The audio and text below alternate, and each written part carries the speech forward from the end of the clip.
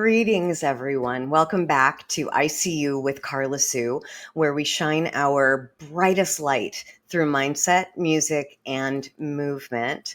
I am Karla Sue, your esteemed host. I am thrilled to have Lorna Greyling on the program today.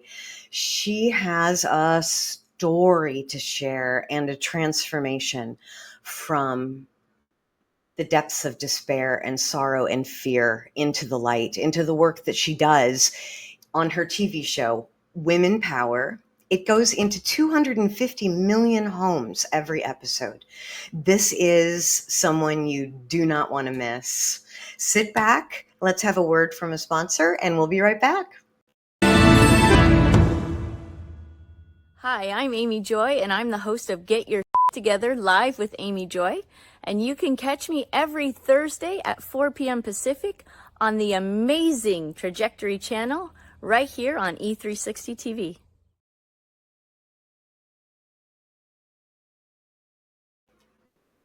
Lorna, there you are. Welcome.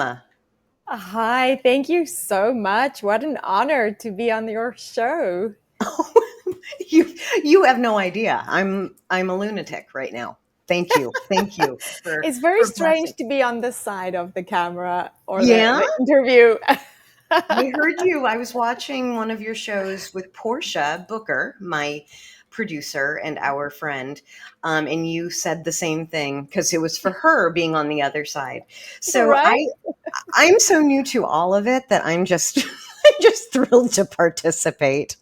Wonderful. Well, that's what we do, right? Share stories because there's so much power in that. I love that. Yeah, it's really, really important. And your story is remarkable. And for those of you who do not know Lorna Greyling, she has a New York Times bestseller book, Kidnapped, and it's autobiographical. Let's start with your story. Yeah, absolutely. Well, it was a regular Monday morning. My kids were at the age of 1, 3, and 5. So I had 3 girls running around. You know what it's like to have a house full of kids. And I was just busy getting them all ready for school and getting them on time and out the house in one piece. I needed to go to work anyway. So that was our regular morning routine. My husband was working. He's an audio engineer, so he works on big film productions. And so he was out of the country working on a big sport production. So he traveled, often, like usually gone for about 3 weeks to 3 months, and then home for a couple of weeks and then out again. So that was our life. So nothing strange. And as I was running, one child half dressed, the dog barking, the other one screaming, this one taking a toy, that one don't want to put her shirt on. So that's what it's, I'm late for work. So that's the scenario. I had this text message from a friend. Suddenly, just my phone beeped and I opened my phone in the chaos. I don't know why, because usually I would just leave it be. But as I opened my phone, she sent me this really strange message saying, I'm thinking of you and I'm sending you a scripture. So she sent me a Bible verse and it was Psalm 91. And it just said, I will send angels to protect you and no harm will come around your family. And I read that. And as I was standing like in the middle of this chaos, something inside of me just decided to take those words and hold on to it. Little did I know what lied ahead for me. So yeah, we got through the day in one piece, arrived home in the afternoon, was hot, we were swimming, and me and the kids, finally I was done with work and whatnot, cooking dinner for them when my doorbell rang. And as I opened, my entire family, some of my friends and people I knew were standing at the door, and they were not looking good. Gray in their faces, tears running down their cheeks. And they were just like, Lorna, we've got such bad news for you. And they said, they've taken Nick, which is my husband. And I was like, well, taken him where? Like, what do you mean taken him? And they're like, no, they kidnapped him. And they started telling me the story. And, nobody knew whether he was still alive or what was going on at that stage.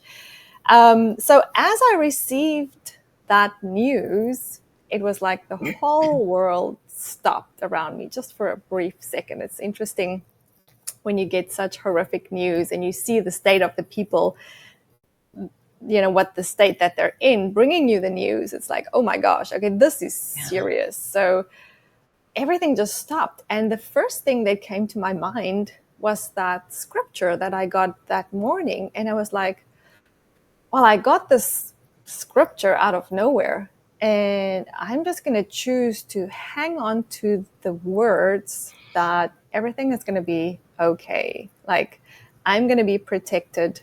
God is going to send these angels around our family. And I was just going to hold on to that.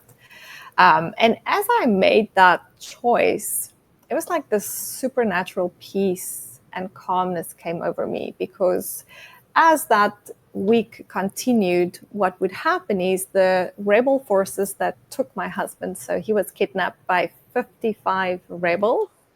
They were fully armed with guns, AK-47s, rocket launchers. It was such a traumatic scene. And so they took him and 9 other hostages, killed a plethora of people, children, women, anybody and everybody that just comes in their way, they would just kill. And so they would hold my husband, phone me, they would take off his clothes, and then they would beat him with the flat side of a machete, which is like a big steel blade that you find in Africa. They use it to cut grass with. And so the sound of this steel blade against his bare body would just echo through my ears. And then as I would hear that, he would be screaming like he was going to die at any second. And they would torture him so severely that he would literally beg me for his life. So he would be screaming over the phone in unbelievable agony that, help me, Lorna, please help me, they're going to kill me, help me. And he would just be screaming this over and over. And all I can do is listen to it, and it feels like it's going right through your body and your bones, and there's nothing I can do. And then the rebels would shoot and kill the phone line. And so I wouldn't know whether he was dead or alive.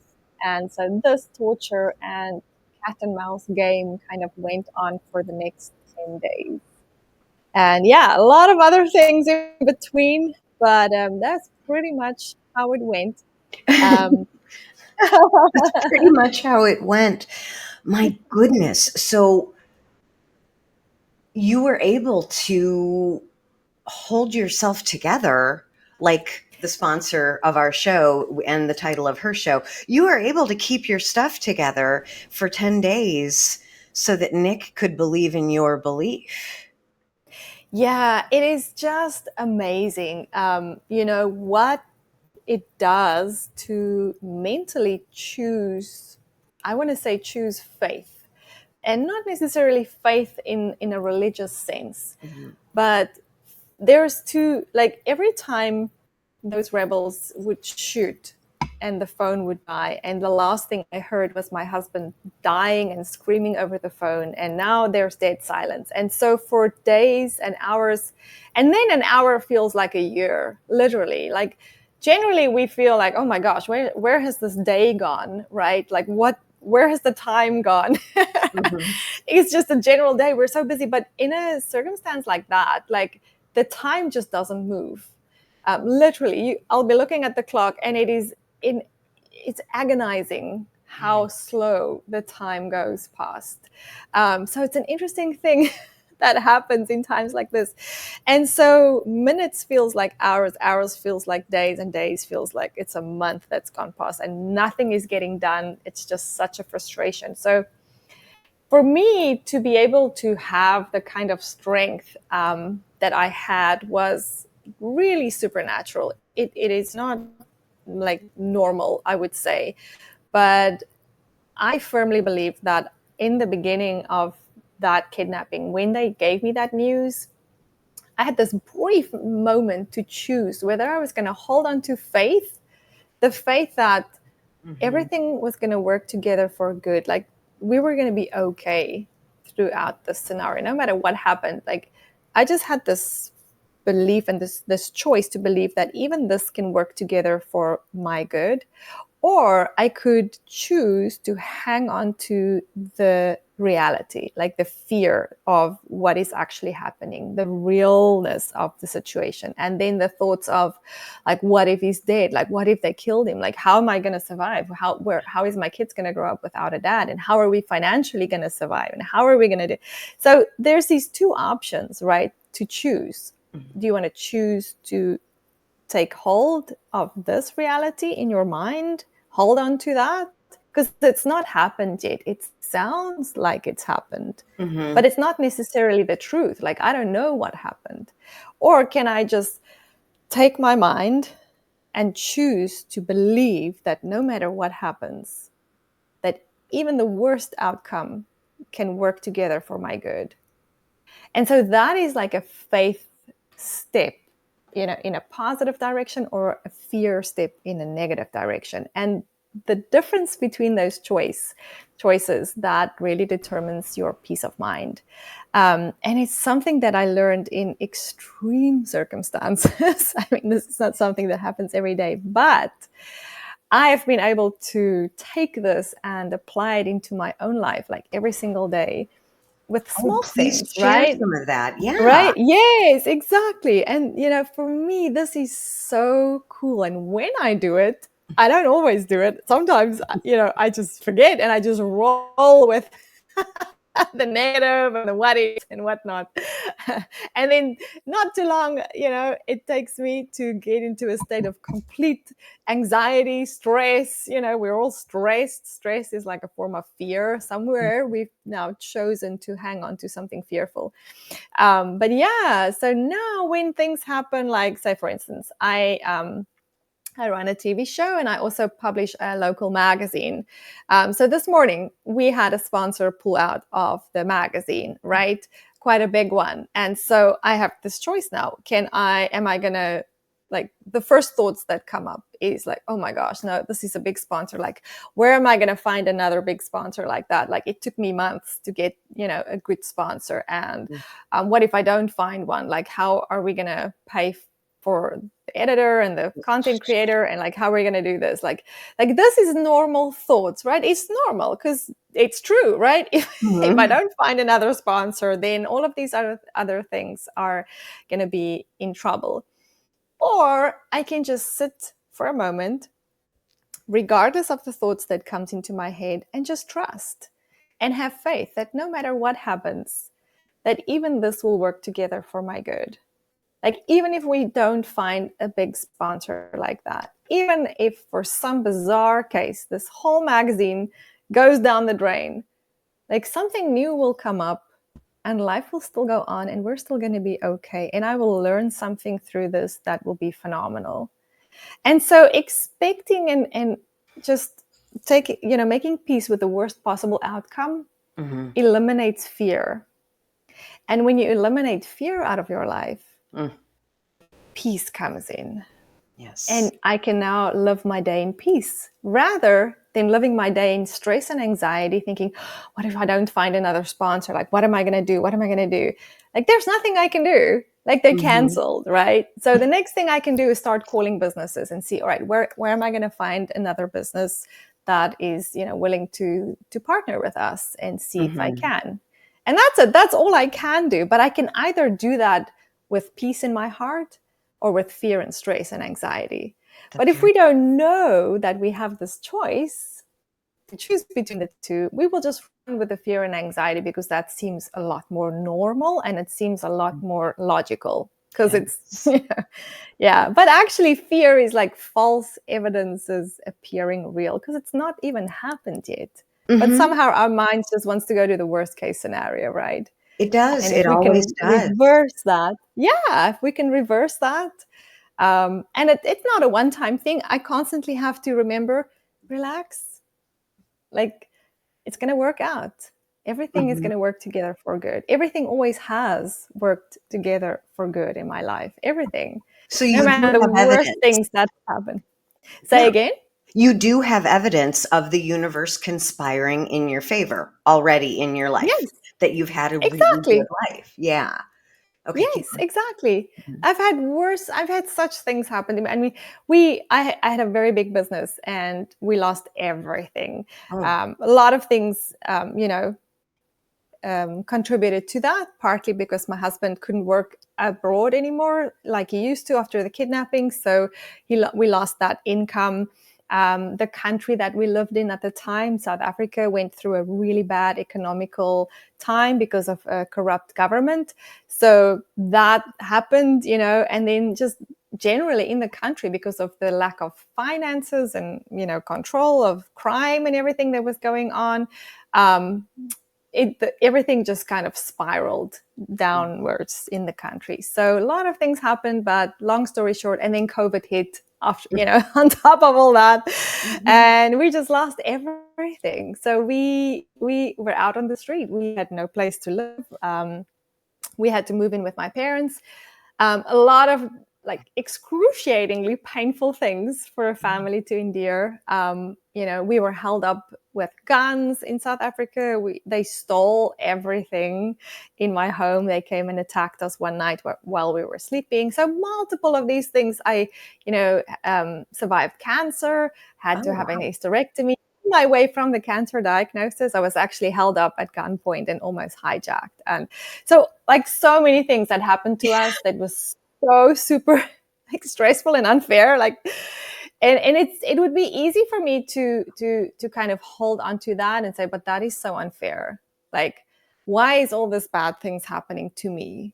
Like, what Yeah. did I do? Like, why? And then start using that and like go on to like, what if it happens again? Like, what if we go through this again, or what? And hold on to the fear part of that.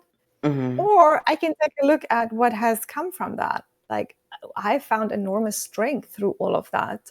I have developed into an incredibly compassionate person Hmm. towards other people who are out on the street, because we were very wealthy, and I used to look down on other people thinking, why are they not working? Like, are they lazy? What's wrong with them? Are they on drugs?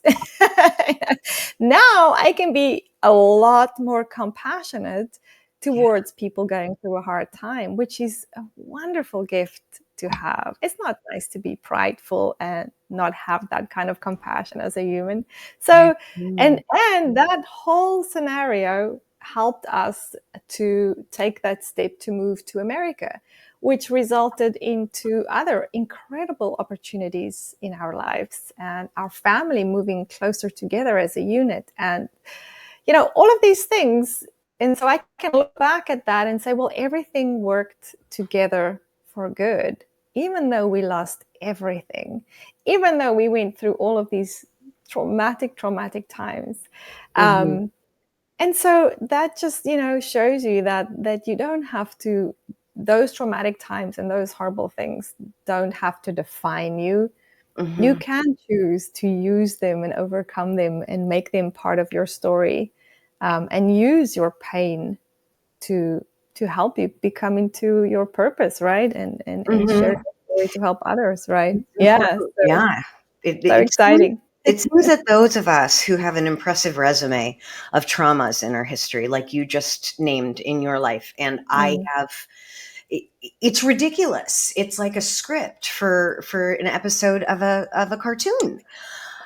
So we know it can't be us. It's stuff that in our lives is maybe out of alignment, and we get the gift of choosing how to interpret this information Mm. from source energy.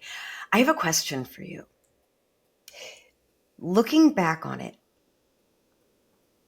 how do you feel about, I mean, really what you're describing is like you guys were refugees, you know? Um, what do you feel for the captors? How has forgiveness, because surrender plays a lot into the song that you chose for today, and they generally go hand in hand. So, how do you feel about the captors? I'm so glad you asked that question. I think it's the most powerful thing that we can do in our lives is to forgive others, Mhm. regardless of what they've done to us, because it is. it is not anything that's going to help me in my life to be mad at the captors. Like, there's a lot of people that I could be mad at. I Mhm. could be mad at his work company, the corporate company, who sent him into a very dangerous area, Mhm. kind of knowing that it was dangerous and not supposed to be done, but there was money to be made there, and they sent them regardless. So that's something that we could be mad about. We could be mad at these captors who swore at me over the phone, who screamed at me, telling me to start picking a coffin, like, what color coffin would you like? I could be mad at them for torturing my husband the way that they did, and for causing me and my children, my family, to go through all horrendous, traumatizing days that we did. But then what would that help me? Like, what is that going to do for me as a person, right? Mhm. Nothing. It's going to make me bitter and angry, and it's not going to change one single thing. So we were very, very blessed to know about the power of forgiveness. So once my husband put his foot on the South African soil and he was safe and he got off the airplane, which is a whole story about how we got him out. But they're going to have to read the book for that. But once he put his foot on South African soil, we immediately, him and I both, went on our knees, and we were just like, we forgive them. Lord, we pray that they are forgiven for what they've Mhm. done, for they know not what they are doing. Like, we don't know their circumstances. We don't know why they're doing what they're doing. They're choosing to follow a really horrible path. But it's not something that we are going to hold them accountable for. And Mhm. there is an enormous amount of release and healing that can start taking place once you can reach that. And for some people, it's a process. I get that. It's not an easy thing to do.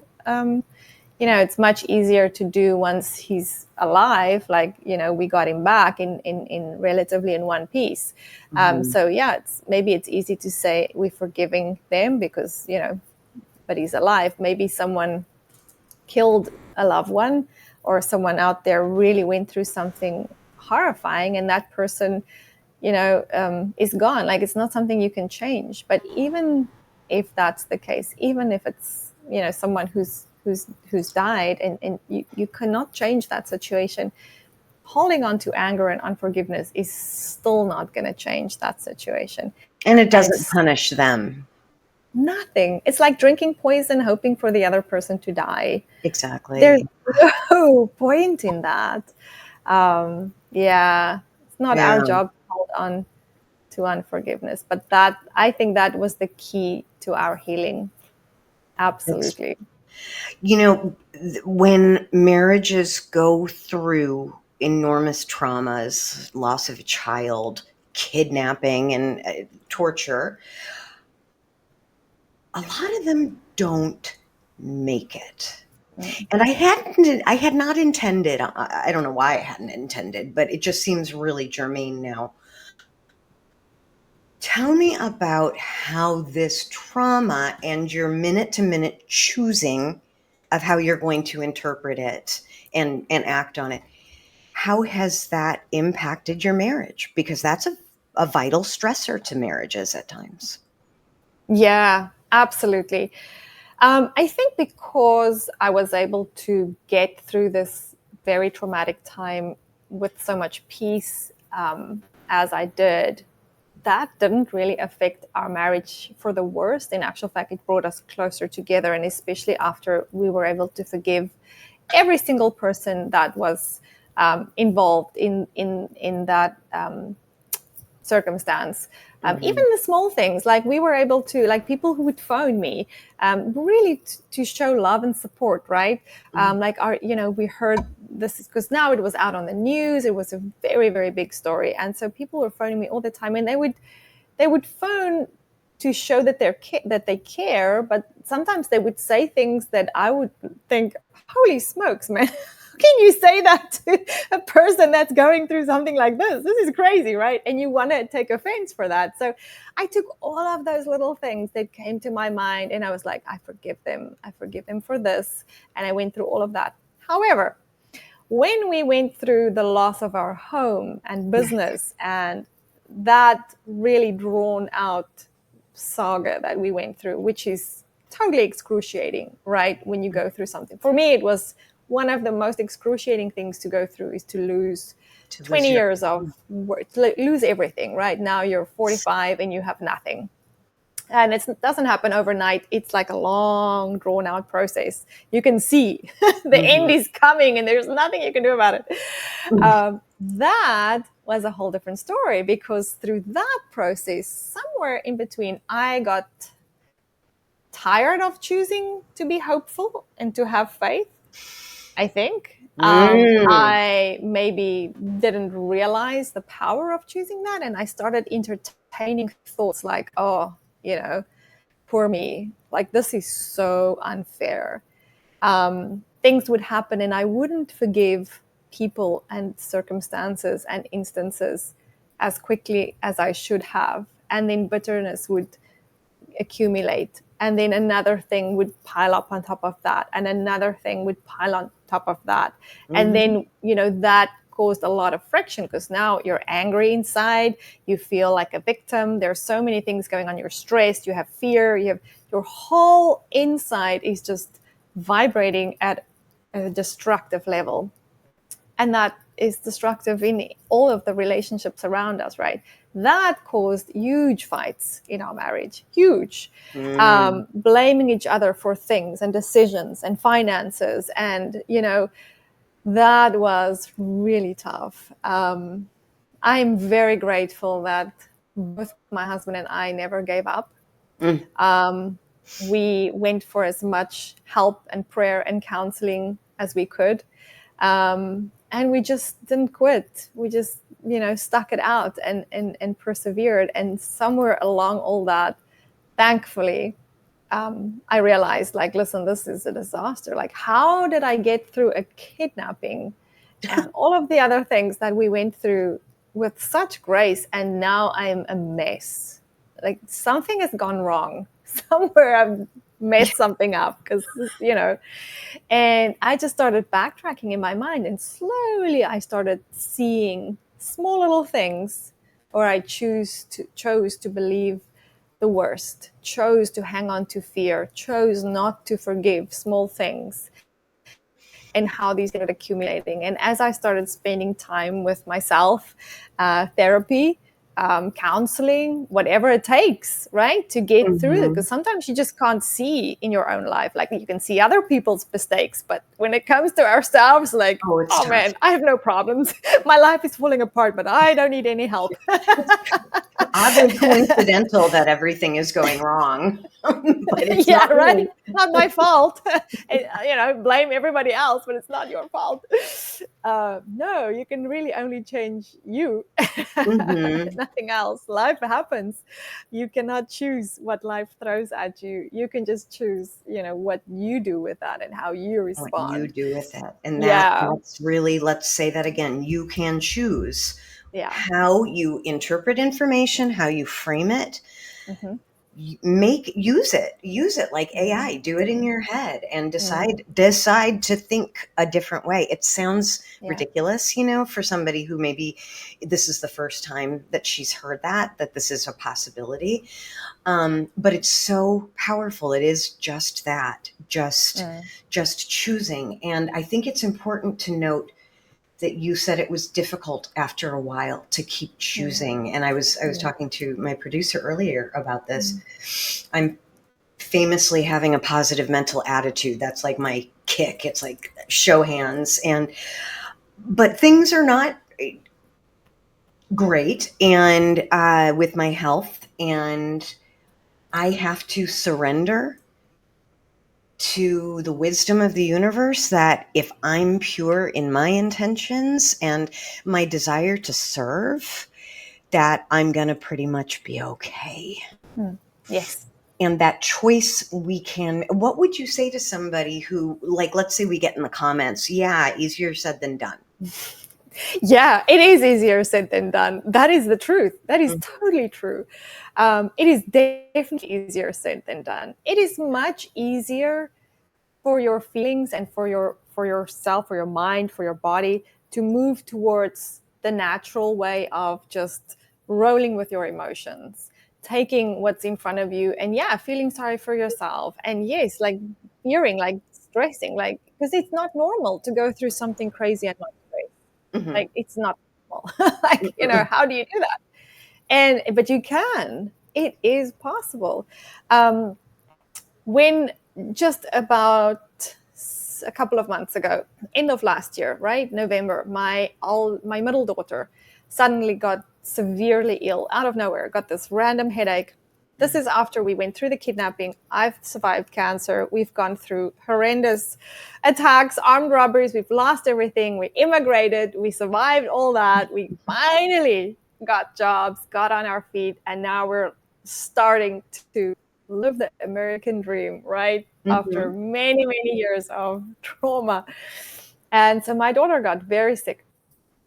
Out of nowhere, headache, and long story short, major doctors everywhere, hospitals, nobody could find out what was wrong. She ended up in ICU, and after a lot of tests, they found out she was bleeding into her brain.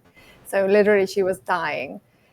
And so as we went through all of this, I was sitting with her in hospital, sleeping on the bed. I hadn't slept for weeks because, she, every night it's a struggle. We don't know if she's going to survive through the night. Nobody knows what to do.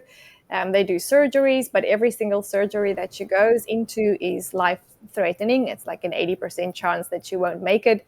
And so this is what we went through for about a month, right? Throughout that whole month, I decided that I was going to hold on to faith.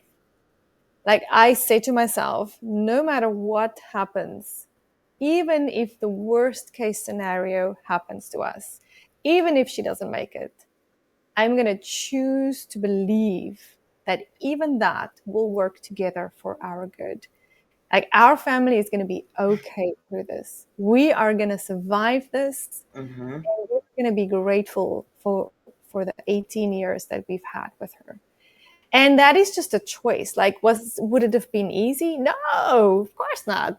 There would have been probably days that we would have felt like we were dying inside. And just crying and going through the emotions.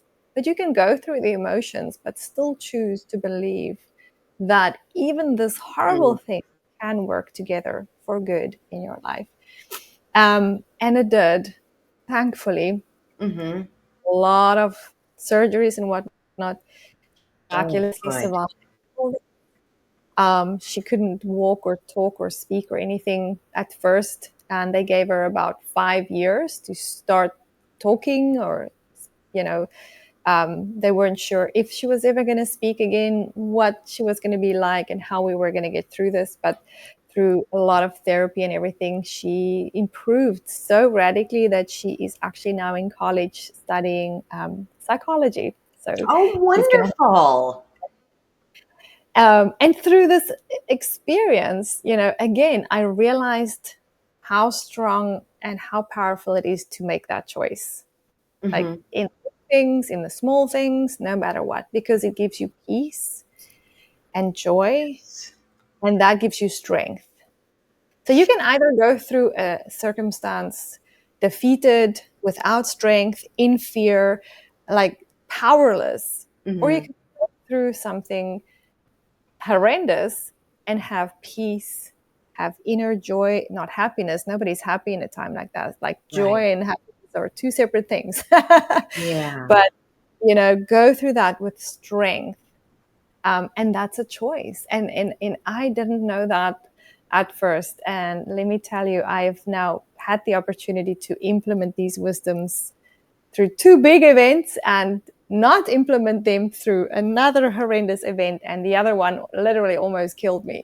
Oh my gosh. Well, would you like to share those with us? Well, yeah, that was just when we lost our home and everything. Oh, those, and, yes, I wasn't, I wasn't doing what I knew I should have, just choosing life above fear. So yeah. Look at how you are just you it's your word, grace, that you handled it with grace. And it's spot on. Your presence is graceful. There is nothing jagged about you. There is only like this robust, loving, for any of my weirdo creative audience members who have synesthesia and see in textures.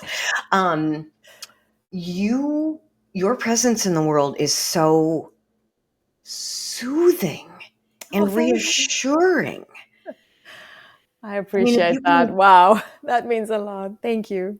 well, you have such a dossier of traumatic events and illnesses and things that one of them creates dramatic upheaval in a person's life. And yet, the more you've accumulated, you're almost greedy. You have more gratitude. You're serving in a bigger way. Do you agree? Yeah, I am so grateful for everything that has come across my path. Was it nice? No, it was horrible. It was torturous, some of the Mm-hmm. stuff. And I wouldn't wish it upon my worst enemies, never. But I learned so much through each one of those things in my life. And by taking them, and believing and having faith that this is going to work together for good in my life, this is going to take me, mold me, and allow me to bring something special into this world and life through what I've been through. Mm-hmm. um, that is so powerful, because I can say I've lived through all of these things, and I'm sure some people have lived through much worse. I'm not that special. Like, there's a lot of people that might have gone through much worse than I have. But I think for me, what is powerful is that even though I've gone through so much, that has really brought, like you say, that special grace and that softness and that understanding and that compassion for other people. I can live today with such joy and such Mm-hmm. peace, and I can use those little truths that I learned along the road and in my regular day. Even in a horrible day, I can still have peace if I choose Mm-hmm. to go back and see, like, where am I hanging on to fearful thoughts, anxiety? Where have I kind of not chosen to believe that even this thing is going to work together for my good? Like, this is going to be okay. Yeah. So it does take that moment Mm-hmm. to get quiet and sit and think about the thing that is causing you to be so anxious. Yeah. Do I have any unforgiveness in my heart? Like, why am I so angry? Why am I so bitter? Why can I not control my emotions? Like, what is causing this? And it is something that is stuck, right, in something that's happened, whether it's a trauma, whether it's unforgiveness, whether you've chosen to hang on to something that's fearful without knowing it. And sometimes we just need therapy, and we need counseling, and we need people to get us there. It's not always something that you can sit and do by yourself. It is just not Mm-hmm. always possible. So I'm not saying I did any of this all by my own. I did have a lot of people that was working with me, coaches and therapists and counseling. Yeah. It's So so important. In AA, we say, this is not a show about AA, but it's part of my story. The how of it you leave to God, and what it is that you're honest and open, and you're willing to seeing that maybe this isn't as awful. Maybe I'm making it inadvertently more hard to yeah. tolerate. Yes. How Yes. can I reflect on my behavior and my thinking? Sounds like Yes. that's what you're saying. Absolutely. And to take the responsibility for your own thoughts and your own life. Like, Mm-hmm. we cannot we cannot be responsible for other people's choices, Yeah. and we cannot change them. We cannot control them. We cannot guard ourselves from what life is going to throw at us. Mm-hmm. Life happens, and sometimes it sucks. Mm-hmm. Sometimes it's not our fault. Sometimes it is our fault. Sometimes maybe we chose to go down a path that led us towards something that now is, a nightmare. But Mm-hmm. whatever it is, we need to go back and see what is it what can I do about where I'm at? Like, how Mm-hmm. can I grow through this? How can I change? How can I see things differently from my perspective? And that is phenomenal. That's what causes joy. That's what causes healing, and that's what causes people to have peace and joy, even Mm-hmm. though they've gone through horrible things. And other people, to be bitter and angry and stressed and sick. And because when you're sick in your emotions, that makes your body sick as well. It Like, does. that will come out in your body as well. We'll have all kinds of illnesses that the doctors can't pinpoint, like what's wrong with us. And Absolutely. usually it's an emotional thing that we just haven't worked with and dealt with. So. That is, give me a little bit more of that. Yeah. Tell me more on that. Yeah, well, I'm no psychiatrist, or counselor or anything. I can just say You're a what trauma I've been through. survivor. Yeah, you know how it works. And what worked for me exactly. And yeah, it's just to look at yourself. So So and yeah. is there anything that you have done in your trauma recovery, which is you've been in acute stress most of your life because that's the first 30 days after a traumatic event. And then the other things are older. So the amount of stress that your nervous system has had to endure, what movement, we do talk about movement here on the show, and we're getting close to the end of our time. Yeah. Did you do anything somatic of the physical form in your own recovery? I think for me, so for me, I would say a spiritual person, in the sense that I really love God. Like, I Mhm. really trust in His strength. My strength comes through Jesus Christ. That's where I find all my healing and all my strength. So prayer is my number one thing, where I find wisdom when I don't know what to do, when I'm stuck in a corner and I don't know, and that's when I start praying.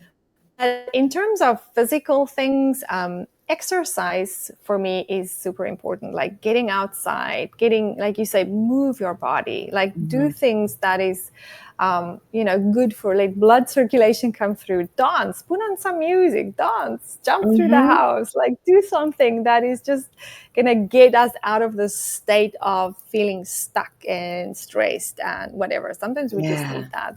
Um, Will you it's a join me in doing combination, a I little? think. Oh, I'm sorry. No, you're fine. No, you're fine. I'm just saying it's a combination of a lot of things. It's always a combination of everything. Yeah. I would love it if you Yeah. would join me to do just a little bit of movement. And I mean a little bit of movement. And what I'd like to focus on briefly before we run out of time is mudra, which is a Sanskrit word for how we hold our hands in prayer and contemplative practices. So, in general, what do we do? Can you show me your own prayer hands, your special Lorna prayer hands? How do you do it? Um, I don't really sit when I pray. I kind of walk up and down, Okay. talk out loud to God, and All sometimes I right. sit, sometimes I'll lie on the floor, sometimes I'll listen to music and just kind of connect. So I don't really, You don't yeah. actually I, do the I wouldn't say, yeah. okay. Sometimes I'm I'm one of just those lying on weirdos. the I floor do. crying. I'm like, God, help me through this. Like, I'm exhausted. So I don't know. I Okay. have various different positions. Let's just do an experiment and see if nothing comes of it, then I know I'm not going to do it again. So let's put our hands in Anjali Mudra, or just what people would call prayer hands.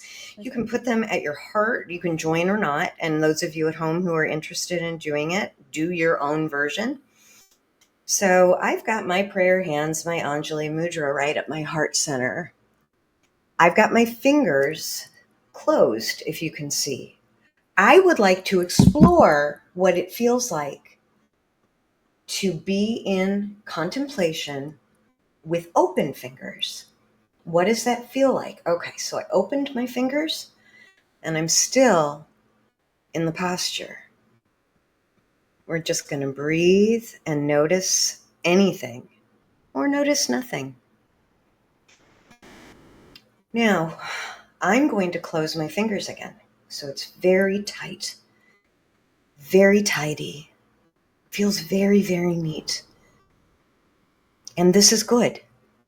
And then if you spread your fingers, this feels bigger. This feels more receptive, perhaps. This is also good. What's really important when we're doing mudras in spiritual practice is that we're noticing the energy that we feel with what we're doing. And my hands feel as strong as the Chrysler Building when I focus on the loving energy coming and being shared among them, between them, my two hands. Now I would like for all of us to take a deep breath in and expand the arms overhead, breathing up and holding.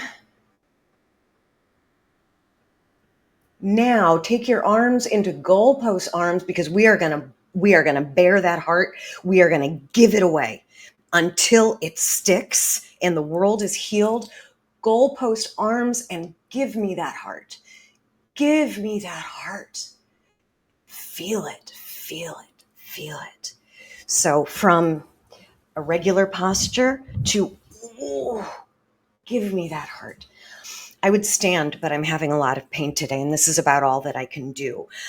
But it's a good lesson, because even if all you can do is this, it's still something. Thank you for participating. Thank you for having me. I really appreciate you. You know, we didn't get to the music thing, but you have such a wonderful story. And I said you were greedy with your gratitude. You've had so much, because that's how I feel. Like, oh, all of this terrible stuff.